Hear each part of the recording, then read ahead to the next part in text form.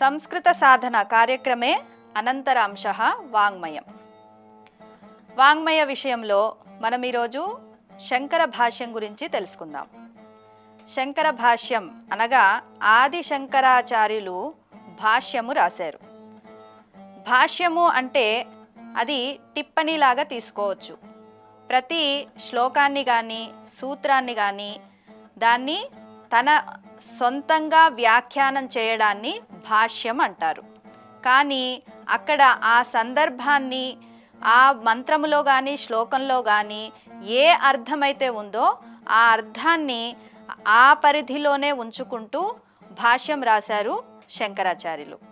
ముఖ్యంగా శంకరాచార్యులు భగవద్గీతకి, తర్వాత దశ ఉపనిషత్తులకి, ఆ తరువాత బ్రహ్మసూత్రాలకి, ఈ మూడింటికి భాష్యాలు రాశారు. ఈ మూడింటిని కలిపి వేదాంతములో ప్రస్థానత్రయము అని అంటారు. ప్రస్థానత్రయము చదివితే వేదాంతము పూర్తిగా తెలుసుకున్నట్టే అని అంటారు.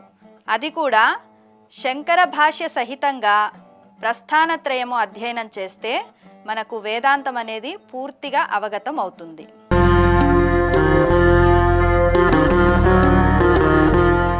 పూర్వతన కక్షాయాం ప్రశ్నః భగవద్గీత కస్య గ్రంథస్య భాగః? భగవద్గీత ఏ గ్రంథములోని భాగము? ఇది కరెక్ట్ సమాధానం మహాభారతం. మహాభారత గ్రంథము నుంచి భగవద్గీతను తీసుకున్నారు. ఈరోజు ప్రశ్న, ఆది శంకరాచార్యులు ఏ తత్వాన్ని ప్రబోధించారు? దీని సమాధానం వచ్చే తరగతిలో తెలుసుకుందాం. చూశారు కదా, ఈరోజు సంస్కృత సాధన కార్యక్రమంలో ఆపణే కథం సంభాషణం కుర్మః అంటే మార్కెట్లో ఎలా మాట్లాడాలి, తర్వాత నిత్య ఉపయోగి వస్తూనాం పదపరిచయః, తదనంతరం సుభాషితం ఏకం అత్యంతం సుందరం సుభాషితం, అనంతరం శంకరాచార్యస్య విషయే వాంగ్మయే కించిత్ జ్ఞాతవంతః.